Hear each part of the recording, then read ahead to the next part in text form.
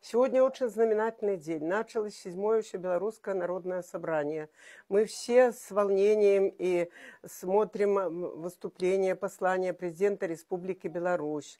Внимательно прочитала программу до 2030 года, которая является системным документом. Я тоже была делегатом 2-го Общебелорусского народного собрания. Тогда лозунг был «За сильную, процветающую Беларусь». Внимательно осмотрела выступление президента, сидела во втором ряду. Мне очень все было волнительно, все было интересно, потому что я, простой библиотекарь, участвовала в решении государственных вопросов. И сейчас вот я смотрю, и мое сердце переполняется гордостью за делегатов Всебелорусского народного собрания. Я смотрю выступление президента внимательно и понимаю, что надо, чтобы была сильная экономика. И каждый на своем рабочем месте должен работать с ответственностью.